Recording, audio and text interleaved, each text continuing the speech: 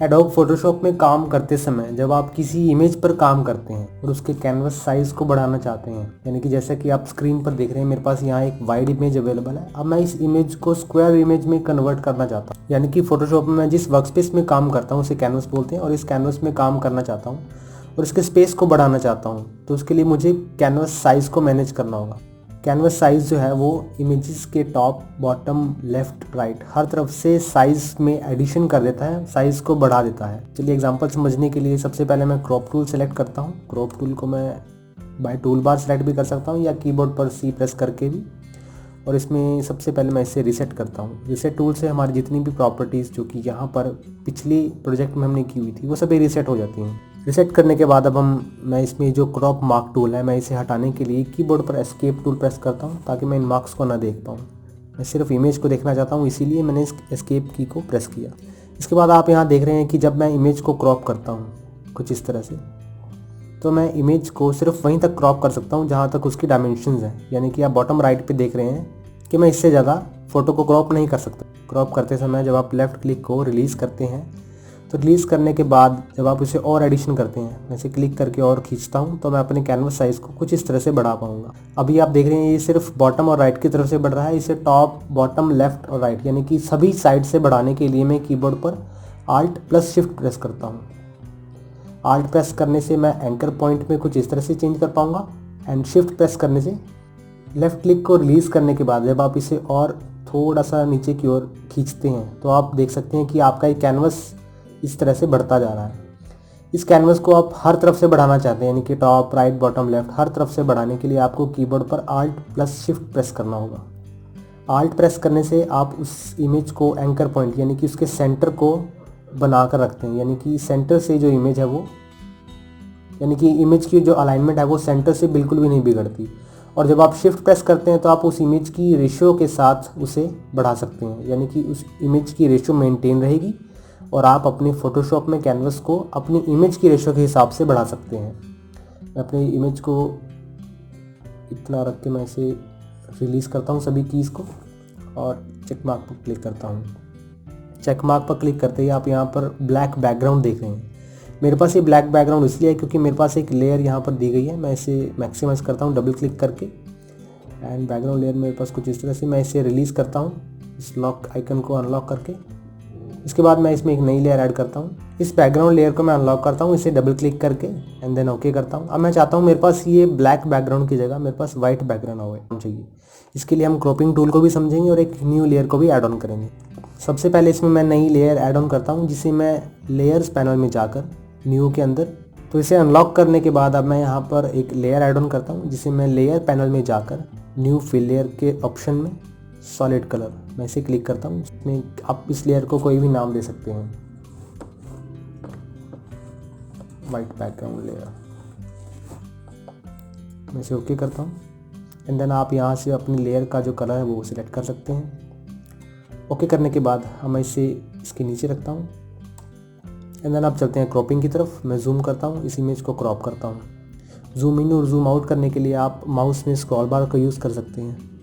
मैं इसे इतना क्रॉप करता हूँ, then tick mark. Check mark करने के बाद अब आप यहाँ पर देख रहे हैं कि आपकी जो लेयर है वो पहले जैसी हो गई है, जैसा हमने इसके लेयर को इंक्रीज़ किया था उसके जैसे। क्रॉप करने के बाद अब आप ये देख पा रहे हैं कि आपकी इमेज का जो साइज़ जैसा पहले था वैसा ही अब दोबारा से हो गया। इसके कैनवस को हम दोबारा से देखेंगे, लेकिन इस बार हम इसके कैनवस को एक्यूरेटली बढ़ाएंगे, यानी कि टॉप, बॉटम, लेफ्ट और राइट हर तरफ से मैं सीक्वेंस वाइज बढ़ाना चाहता हूँ विदाउट ड्रैग एंड ड्रॉप किए। इस ऑप्शन को समझने के लिए हमें इमेज में जाना होगा एंड देन आप यहाँ पर कैनवस साइज़ के इस ऑप्शन पर क्लिक करें। यहाँ पर मेरे पास जो विड्थ दी हुई है वो 79.854 इंचज़ की दी हुई है और जो हाइट है वो 42.375। अब मैं इसकी जो विड्थ है मैं इसे बढ़ाना चाहता हूँ। इसे मैं टॉप और बॉटम हर तरफ से मैं इस इमेज को मैं स्क्वायर इमेज में कन्वर्ट करना चाहता हूँ। यहाँ पर मेरे पास जो वाइड इमेज है मैं इसे स्क्वायर में कन्वर्ट करना चाहता हूँ, तो इसके लिए मैं 100 इंचज़ बाय 100 इंचज़ की विड्थ डिसाइड करूँगा कुछ इस तरह से। अगर आप इसे, मैं इस चेक मार्क को डिसेबल करता हूँ तो आप देख पा रहे हैं कि 100 इंचज़ मेरे पास यहाँ पर एडिशन हो गए हैं, यानी कि मैं 100 इंचज़ 79 में 100 इंचज़ और ऐड ऑन कर दूँगा तो यहाँ मेरे पास 179 इंच का जो कैनवस वो बचेगा। लेकिन अगर मैं चेक मार्क पर क्लिक करता हूँ तो मेरे पास टोटल जो इमेज का साइज़ है वो 100 इंचज़ रहेगा। अगर आप इन एरोस पे क्लिक करें तो आप इस पे क्लिक करें तो आप राइट और बॉटम के कैनवस को बढ़ा पाएंगे। अगर आप इस एरो पर क्लिक करें तो आप लेफ्ट और टॉप के, एंड ऐसे ही बाकी सारे। एंड अब जिस भी एरो पर क्लिक करेंगे उस एरो के ऑपोजिट डायरेक्शन में जो कैनवस होगा उसमें इंक्रीमेंट हो जाएगी।